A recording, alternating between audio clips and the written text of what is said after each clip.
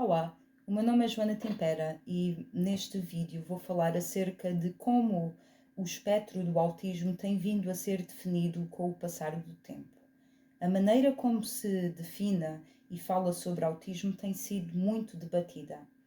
Por exemplo, são ou foram utilizadas designações como desordens, perturbações ou condições do espectro do autismo, síndrome de Asperger, autismo de Kenner, autismo clássico, entre outras. Todas estas designações se referem ao espectro do autismo, que é assim chamado porque, como a própria palavra indica, espectro pressupõe uma vastidão de aspectos, independentes e variáveis de pessoa para pessoa, ou seja, diz respeito a uma gama enorme de experiências e formas de ser, de sentir e de pensar. Pessoalmente, eu prefiro usar as palavras autista e condição do espectro do autismo, ou simplesmente autismo, para me referir às pessoas que se encontram no espectro e à sua condição. Porquê? Porque, sendo eu uma pessoa neurotípica, considero que esta linguagem é mais positiva e respeitosa, porque aceita a condição do autismo não como uma desordem ou uma perturbação ou um transtorno, mas sim como uma condição, uma diferença. Uma diferença em termos neurológicos, que afeta a forma de ser e o sentido de identidade das pessoas autistas. Considero que essa diferença deve ser reconhecida, respeitada e, sobretudo, valorizada. Por isso é que prefiro usar estes termos. Também acho que é importante referir que é uma prática comum usar expressões como pessoa com autismo. Porém, essa expressão dá a entender que o autismo é uma coisa separada da pessoa, que pode ser separada da sua identidade pessoal e pode ser retirada a qualquer momento, que não acontece, não é? O autismo não tem cura porque não é uma doença, não é uma sentença, não é um acessório. O autismo é uma condição neurológica que afeta a maneira como o indivíduo vê o mundo. E se formos pensar bem, ninguém disse às pessoas neurotípicas que somente a maneira delas verem o mundo era a correta. Isso não é verdade. Todas as perspectivas são válidas, todas as perspectivas do mundo devem ser aceites. Isso torna até o mundo mais rico. Portanto, vou então agora contextualizar a definição de autismo ao longo dos tempos. Em 1943 e 1944, os primeiros estudos acerca do autismo começaram com os trabalhos de Leo Kanner e Hans Asperger, que trabalhavam independentemente, não trabalhavam juntos, além de estarem a tratar o mesmo tema. O trabalho de Hans Asperger só começou a ser difundido muito mais tarde, depois de ter sido traduzido para inglês em 1991. Portanto, nesta altura, nos anos 40, o que era reconhecido como autismo, o autismo de Kanner, é o que hoje seria considerado esquizofrenia infantil, mesmo um extremo.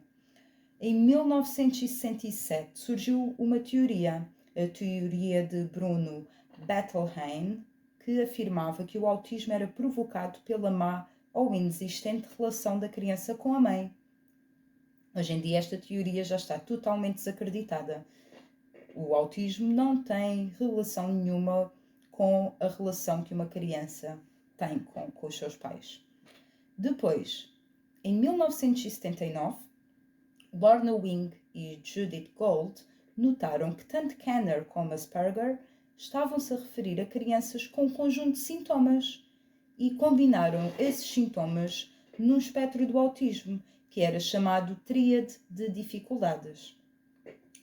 Dividiram os sintomas em grupos e definiram uma tríade de dificuldades.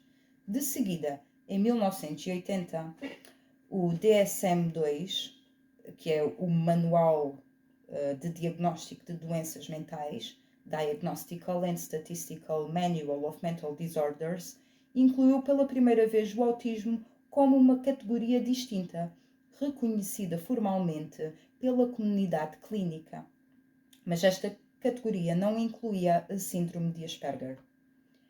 Em 1986 começaram a aparecer biografias de pessoas no espectro do autismo, como a de Temple Grandin e mais tarde a de Donna Williams, em 1992.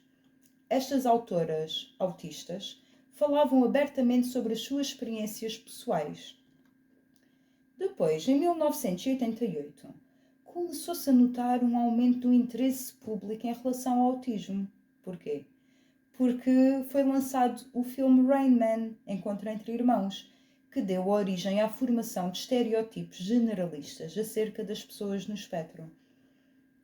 Em 1992, começou a surgir então um movimento de autoadvocacia através da Autistic Network International, que era liderada por Jim Sinclair, Donna Williams e Kathy Listener Grant. Em 93, Jim Sinclair lançou uma peça seminal chamada Don't Mourn for Us, que significa Não Chore por Nós, ou Não nos lamente, que foi seguido pela primeira conferência feita por e para pessoas autistas em 1996.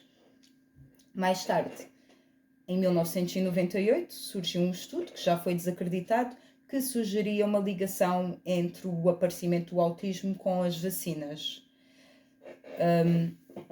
Também foi cunhado o termo neurotípico para designar pessoas que não se encontram no espectro e foi cunhado por Judy Singer com o aparecimento do Institute for the Study of the Neurotypical.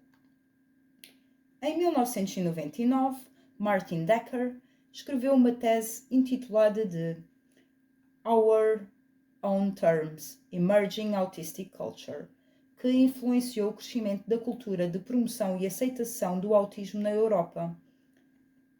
E pronto, e mais tarde, já em 2006, também se notou que as pessoas no espectro já estavam a ser mais valorizadas quando o artista Stephen Wiltshire, autista, conseguiu adquirir um mestrado. Em 2008 foi lançado um DVD chamado Something About Us, feito por várias pessoas no espectro, que relatava as suas experiências. Finalmente, em 2009, em Inglaterra, foi aprovada uma legislação feita especificamente para melhorar a vida de adultos no espectro do autismo, o Autism Act. Em 2010, deu-se a primeira conferência de Autism Ethics, também em Londres, Inglaterra, que juntou ativistas e académicos de diversos países para falar acerca do espectro do autismo. Em 2013, foi publicado o DSM-5. A tríade de dificuldades foi substituída por uma díade e diagnósticos individuais, como por exemplo de síndrome de Asperger, foram substituídos em favor do termo de desordens do espectro do autismo, muito mais vasto, que inclui uma série de condições em si. Agora, hoje em dia, em 2022, mais especificamente em março, o DSM-5 foi revisto e surgiram algumas alterações. Hoje, a desordem do espectro do autismo é caracterizada por déficits persistentes na comunicação social e interação social em múltiplos contextos, incluindo déficits na reciprocidade social, comportamentos comunicativos não verbais utilizados para a interação social e competências no desenvolvimento, manutenção e compreensão de relações. Para além nos déficits da comunicação social, o diagnóstico da desordem do espectro do autismo requer a presença de padrões de comportamento, interesses e atividades restritos e repetitivos, ou seja, déficits na capacidade de comunicação e interação social, dificuldades de comunicação social com os outros, mais padrões de comportamento ou interesses fixos e repetitivos fazem as condições da díade de dificuldades para que o autismo seja diagnosticado. Apenas com estas duas condições, uma pessoa pode ser considerada autista.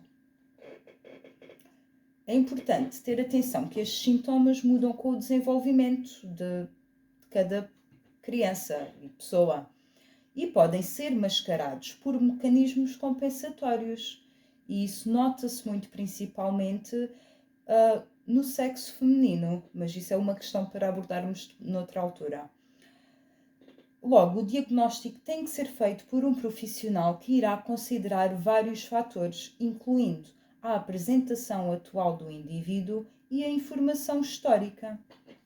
Ao longo do tempo, a compreensão acerca do autismo tem vindo a mudar, assim como as abordagens consideradas adequadas. Mesmo com estas mudanças, temos de reconhecer que o mundo ainda não está preparado para aceitar a diferença e incluir as pessoas autistas. Ainda há muito trabalho para fazer. Pronto, espero ter sido clara e que este vídeo ajude a fazer deste mundo um sítio mais informado e inclusivo.